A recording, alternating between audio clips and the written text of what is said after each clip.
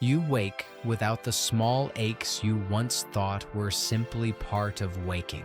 There is no stiffness, no heaviness, no slow gathering of yourself before you rise. You simply open your eyes into the soft morning light beyond the glass, and your body is ready, light and easy, the way it was when you were young, the way you assumed it would never quite be again. You lie still for a moment, noticing the strangeness of feeling no different than you did a decade ago, or two, or more. And then you understand the quiet miracle of the age you have woken into. Here, in this future, the body has stopped its long fall toward decline. Here, humanity learned at last how to stop aging. You rise and move to the window, and the city appears in the pale morning light. Green towers wrapped in gardens, quiet craft drifting through the open air between them. It looks much like the gentle cities of this age, beautiful and unhurried. But you know that something deeper sets it apart, something you can see in the people themselves once you begin to look. You watch them moving below, and you cannot place their ages. A face that seems young carries something older in its calm. A person you take for 40 moves with the ease of someone who has all the time in the world, because, in a way, no generation before them ever did, they do. You step onto your terrace, and the air is cool and clean, and you find yourself thinking about what this change truly means.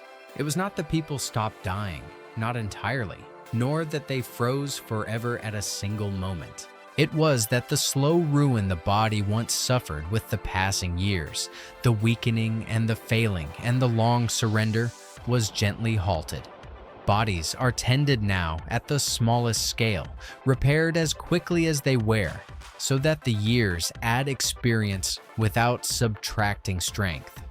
To grow older here is only to grow, and no longer to fade. A small craft drifts up to meet your terrace, silent as a held breath, and you step inside. It lifts you into the flowing current of the air, and as the city moves past below, you think of how strange your own fears would seem to the people here. The old dread of running out of time, of the body betraying the mind, of years narrowing into frailty, has loosened its grip on the whole of humanity. People here do not measure their lives in the way you were taught to, counting down. They measure them in beginnings, in the number of times they have remade themselves, in all the lives they have lived within a single unbroken life. The craft sets you down at the edge of a wide plaza, and you step out among people who carry their long years lightly. You fall into step beside someone who looks perhaps 35, and as you speak, you slowly understand that they have lived more than 200 years. They tell you, without any weight of sorrow, of the many lives they have lived, the crafts they mastered and set aside, the places they called home and left, the people they loved across the long decades. You realize that a life without decline is not a single life stretched thin. It is many lives lived in sequence, each one full by the same person who never had to stop. You wander into a sunlit space where the young have gathered, and you find that learning here has been transformed by the very abundance of time. There is no rush, no race to choose a single path before the years run short, because the years do not run short. A young person might spend a decade on music, and another on the sea, and another on the building of cities, knowing they have centuries ahead in which to become whatever they wish. You watch them, unhurried and unafraid, and you understand that the end of aging did not only lengthen lives, it freed them from the desperate haste that scarcity of time once forced upon everyone. You pass through the plaza and you begin to notice the deeper changes, the ways a world without aging thinks differently about everything. People plant trees they will see grow to full height, They begin works that will take 100 years to finish, and they expect to finish them. The long view, once the rare gift of the wise, became simply how everyone sees, because everyone now has the time to watch the long view unfold. If this ageless world is stirring something in you, a sense of what we might do with time enough to truly live, take a moment to subscribe and journey onward with us. Every future we explore together is a reminder of what we are still capable of becoming. The more of us who hold this vision in mind, the closer it comes. Now, let the journey continue. You rise into the air once more, and a transit line carries you high above the city, and from this height, you understand how gently this great change reshaped the world. There was no chaos, no overcrowding, no collapse, none of the disasters the old world feared would come if people stopped dying. Humanity grew wiser as it grew older, spreading outward to the oceans and Mars and the gardens above, making room enough for long lives to flourish without crowding the cradle.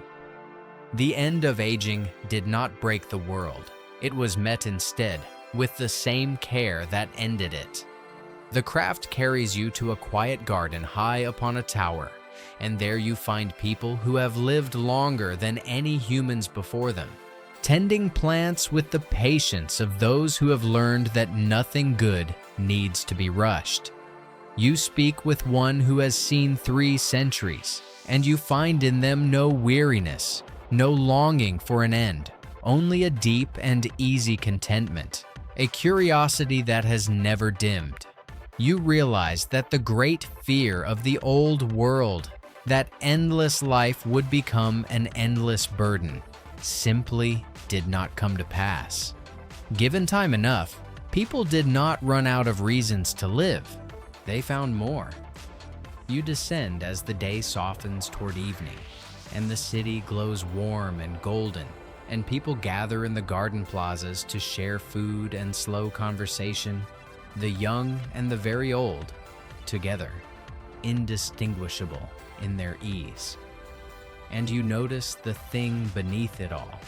There is peace here, the deep and settled peace of a humanity that set down its oldest fear, the fear that had haunted every life since the very beginning, the knowledge that the body must fail and the years must end.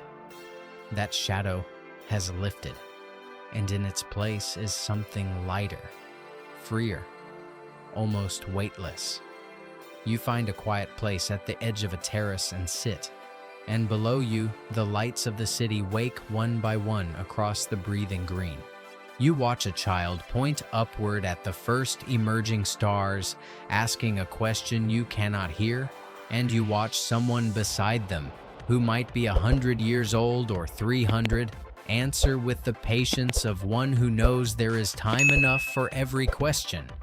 And it settles over you, the meaning of this age. None of it was inevitable.